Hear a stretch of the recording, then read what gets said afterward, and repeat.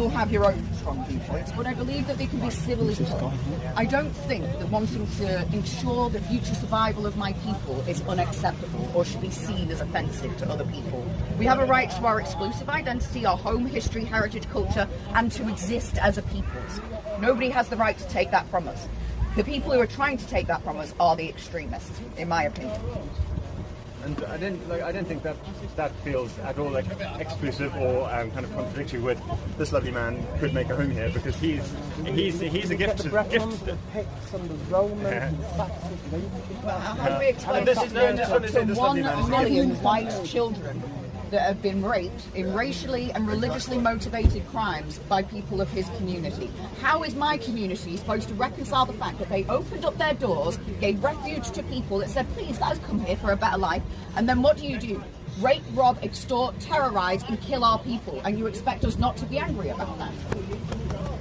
Yes, I recognise none of that in this lovely man, and in most. But it is coming from his community against mine, and it's racially and religiously motivated by foreign peoples that have come into our country from our gratitude and kindness. Rape, though, is not an exclusively Asian thing. There are white folks who. Yes, there are white men that rape. There are rapists of all things.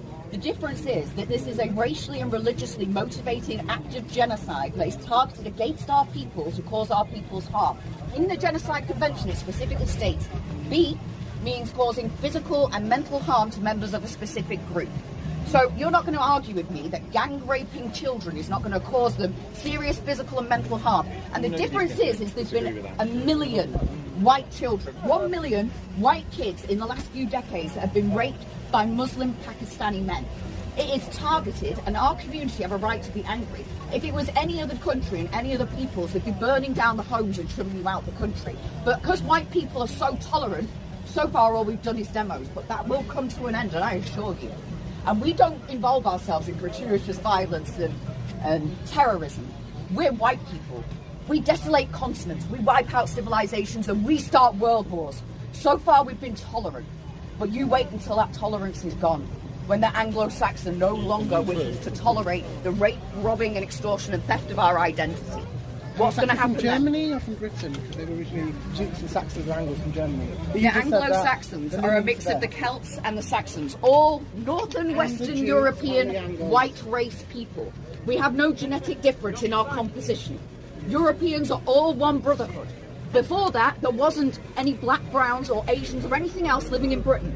In fact, in the 1950s, it was less than 0.3% in Britain were foreign. Syria, so what was Europe then?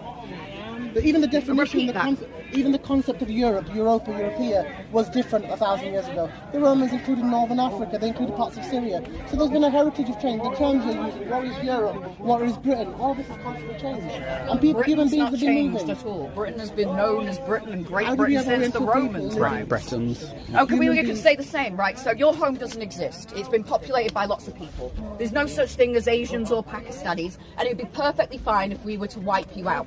Let's take your lands, let's take your identity, let's rewrite your history so that you're not part of it and make you not exist. You know why? Because nations and people are so interchangeable that it doesn't matter if we genocide an entire peoples, because we're all the same, right? Katie Fannin, Bubba Kate versus the state. Even up here, you want your own laws. They're trying to get Sharia law in London, saying that they can't be prostitutes. I will let one of my colleagues continue. It was lovely to speak to you. Fantastic. And I am welcome to conversation. What was you trying to get across there? Well, when people think that we're being extreme or unacceptable, if what's happening to us was applied to any other peoples in the world, it would be seen as a crime against humanity. Absolutely. Yet when our identity is stolen, when our children are raped, when terrorist attacks are happening against us and we protest, they call us the far right. Could you imagine if 1 million black girls had been raped in racially motivated offences by white men? That would be all over the news. We'd never hear the end of it. But 1 million white kids can be raped, and we're told, if you talk about it, you're far right. They are coming over to our country and claiming what is ours, and what is exclusively ours, and then blaming us 300 years ago. Oh, well, you came into our countries. We came into their countries when they were underdeveloped. We raised their life expectancy and their standard of living. They come here to parasite off what is already a developed nation, and because of their hatred for us. It is hatred. And that's the difference. It is hatred. And yet they claim that us, defending our own people. saying that we have a right to exist, we have a right to a homeland, we have a right to our own history, heritage, culture, suddenly we're the bad guys. But yet they advocate this all for themselves. So that's why I'm saying you can't say that we're being unreasonable when what you're advocating for your own people, you're saying we can't. So that's what I was trying to put across to that gentleman. Fantastic.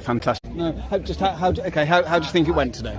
I think it went quite well, considering that the weather was predicted to be very stormy and wet. I wasn't expecting a very good turnout. But there was a lot of the local community that we've spoken to today that were very pleased that we're here, and they do agree with everything that we've said. And from here, there's going to be political meetings that are going to take place on a regular basis. Good.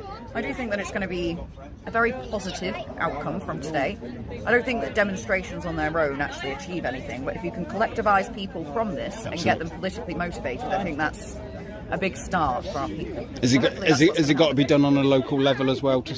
I think so. At the moment, I'd like to see a lot of independent local candidates standing, and then if a political party comes about that they can all align with, then they can all walk the floor to it, can't they? Can we get back? Can we get into their system though? We can. There is hope. Yes. Yeah. Okay.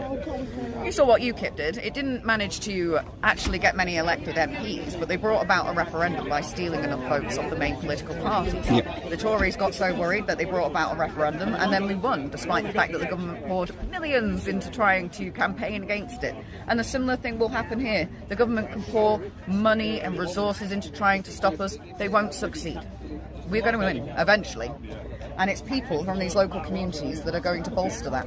Without them, we won't be able to succeed. But they are aware of what's happening, and the fear is dissipating somewhat. I believe we'll be able to send independent candidates in most of the places that we've had demos now. So. Excellent. It is fear that's stopping people coming out, isn't it? Less fearful now. Less fearful. No, brilliant. Excellent. Brilliant. Well done, Kate. Thank you.